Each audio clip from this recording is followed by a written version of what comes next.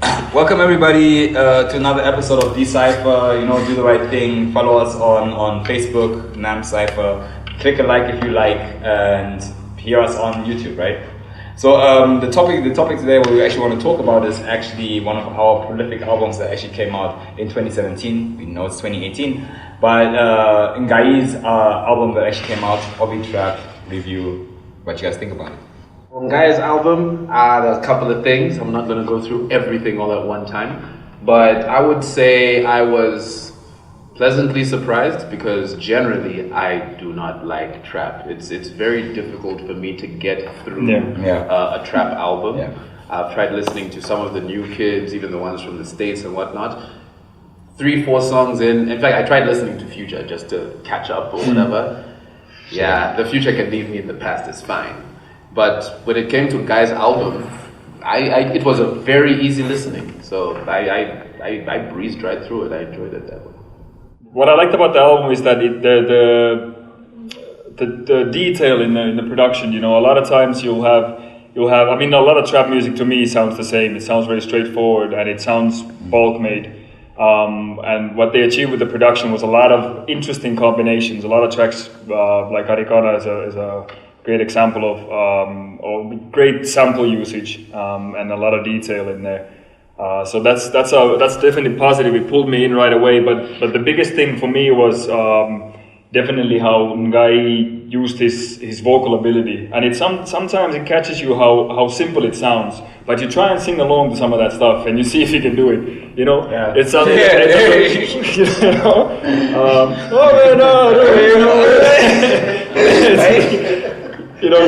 So I mean, the vocal ability and the range, plus the way the almost like the vocal aesthetic, if you can use a phrase like that, was very, very impressive. And I was because it was a trap project. It was I was slightly worried getting into it, but yeah, overall very positive experience. That is the point, right? And actually, at the end of 2017, right, when you guys actually came through and actually said, Nga-I, that's a dope album, whatnot. I was like, yeah, it's cool. I'll give it a listen at some point in time. But I was completely avoiding actually having to listen to this album. So in the wake of this album review, that we actually sat down, okay, cool. You have to listen to Nga-I right now, right? Exactly as you guys said. I was worried at the beginning, like, it's gonna be an album of trap.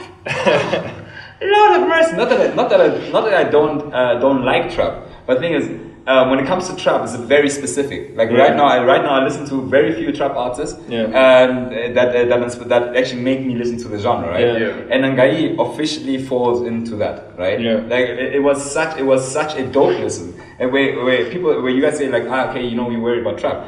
The inspiration, the kind of the artistic value that Nga-I put in this album was amazing, really. Like there were things that he tried that were new. Again, the Cuban sample on that the guy from Herero Land is doing on Ovi-Trap, actually doing that. I mean, the symbiosis to me was amazing on that album, right?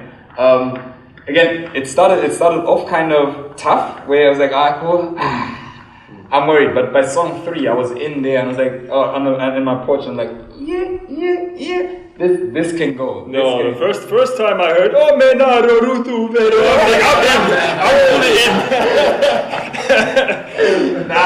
that was difficult. And Harikana, or the reason, right? The first one, right? Yeah. Those were ones where I was like, I hear you, but this is still tough, right? But then Ovomoa came on. Yeah. Featuring Ice. What a revelation, bro! What a revelation! I was yesterday like, hey, if only I could understand my Herero heritage right now. I wish I could actually flex on this proper, right? And speaking of that track, that's the one that had again the use of samples. I am under the impression Willie G did a whole lot of the project. Big ups to Willie G. Yeah, William must be controlled, killing it. Really amazing work.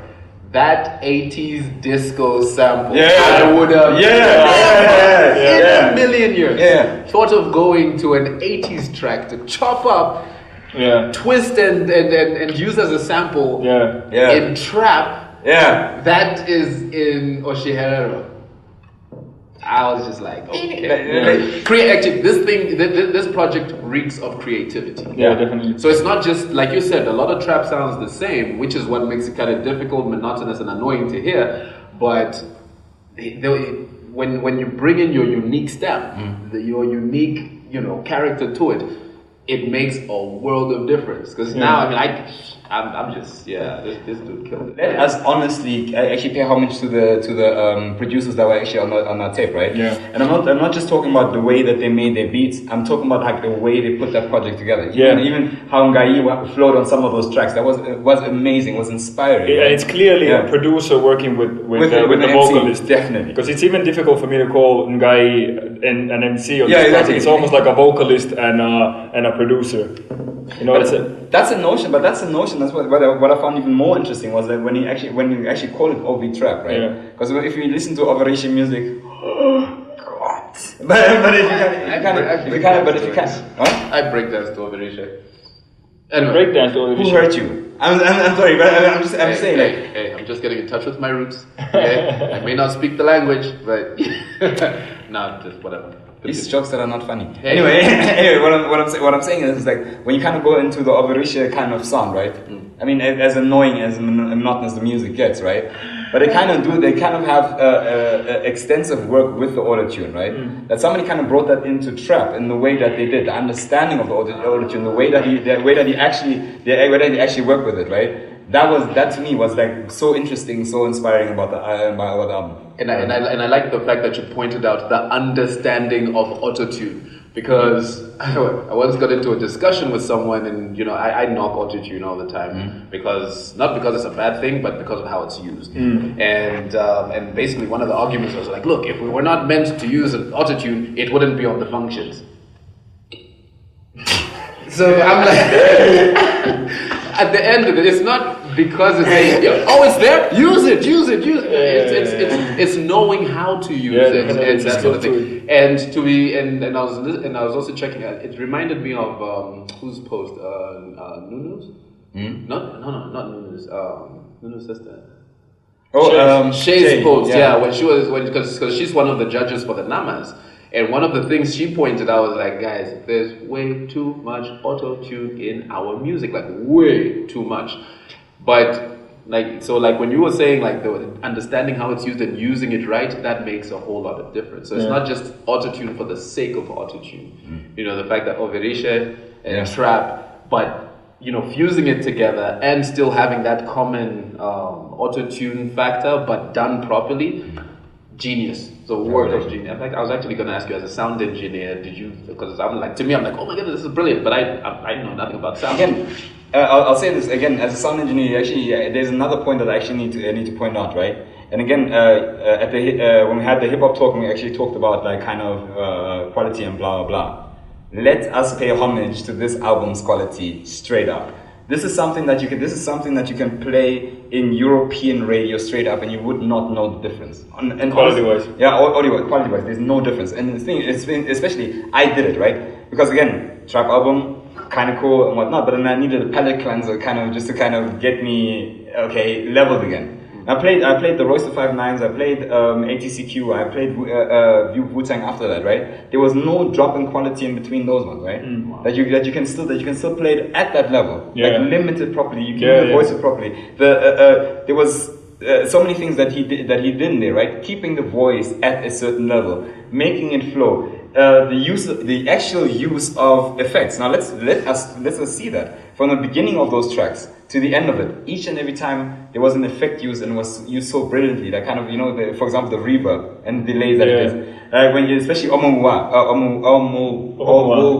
see, guy, Jesus. It's not a good look, guy. Especially that when he kind of that echo that he does in the beginning, right? Yeah. Where it sounds so great, and you're like, you're yourself like and then it echoes behind you right there. I mean that on a level of production again. It was one of those, like, again, if I go to Germany, or you go to Europe, or we're actually talking about sending this to DJs out there and being like, this is something that you should play at your clubs. They won't know the difference. There are some songs that can fit into any kind of trap set. I mean, not that it sounds exactly the same, but you wouldn't hear a drop in quality in any way. Now, so far, we're just going through the positives. We haven't really had many bad things, negative things to say. Is there anything on the album that you didn't necessarily like or was kind of meh? For me, my moment was number 8, Never Give Up. And it's for a project that had so much, so many surprises, pleasant surprises to go with, and that sort of thing. Each song was unique in its own way. You don't mix up songs. You're like, this one sounds like, but anyway. When it got to that song, first of all, I appreciated the classical music sample. That was like, yes. And I mean, Guy is the type of dude that does listen to the Beethovens, the Mozarts and stuff like that. So he's cool like that. And so I was like, oh yeah, so this is expected. But the execution of it, I feel a little short. Yeah, it fell short. Yeah, I think that was the first track on the album where you felt like it's not adding. It's not adding to the whole experience, because up to that point, every track is you're somewhat like, oh yeah, this works too. I think Never Give Up is the first track where it kind of stagnates a little bit, but I think that's also the only track where that happens. And it's not like a take it off. No, it's not a bad song. It's just compared to the standard that the bar that the others set. I would say that would be my brand moment. Me personally, I mean, for me the Herero language aspect of it is obviously a bit challenging, because I don't understand it. I can't say what's happening exactly. I can only understand the tones and what's going on. But I thought that it might have even worked better for a short album like that, under 40 minutes, if it didn't have any features at all. Not saying that the Cool Under Pressure feature, for example, didn't work, but I thought that it could have flown as Nga-I all throughout. I disagree. I completely disagree with that. Both your points, by the way. Because again, Never Give Up to me on the album, as I understood it, was kind of that one song that kind of took me through that experience and kind of got to that song. I was like, okay, cool. It's kind of easy. Kind of listen to that, the Beethoven sample again, classical sample that you had in beforehand.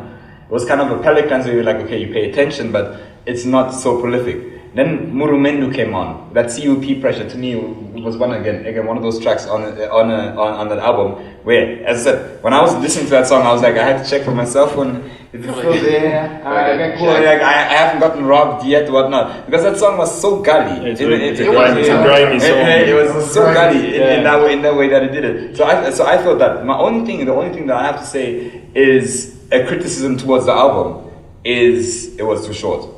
Okay. The plane wasn't landed in a proper way to me, right? You kind of get to the end of that, you have one song which kind of ends it off. Other side. Exactly.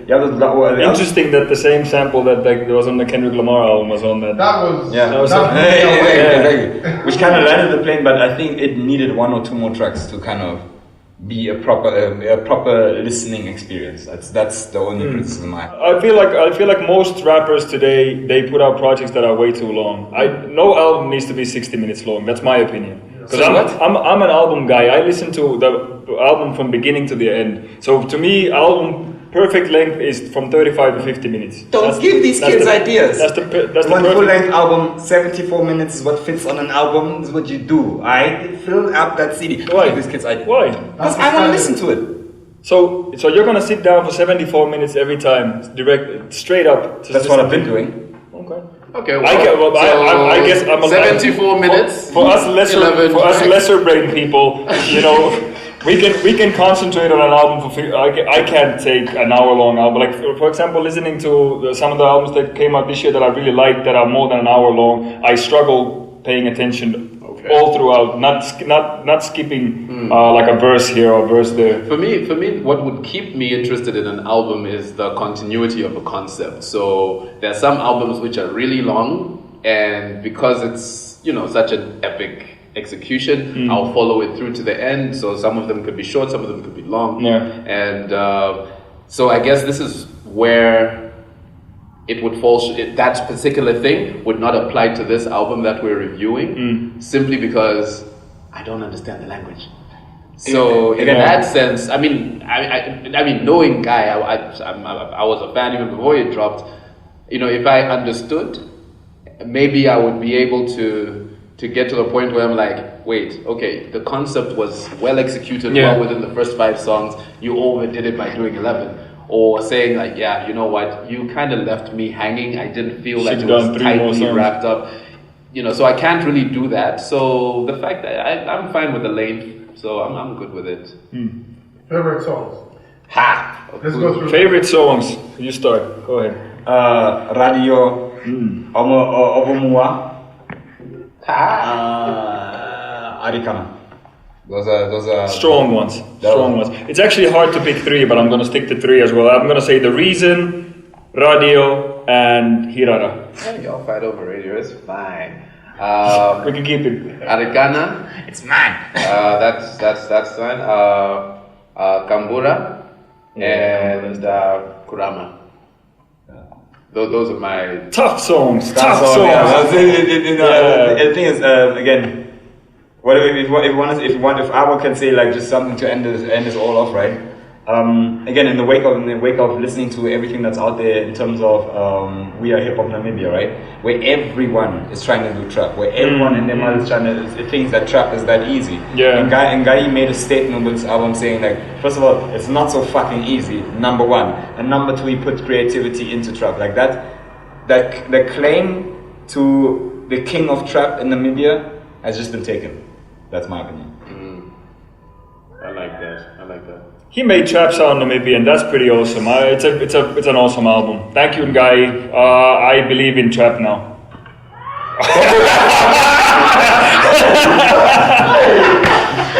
Don't go that far.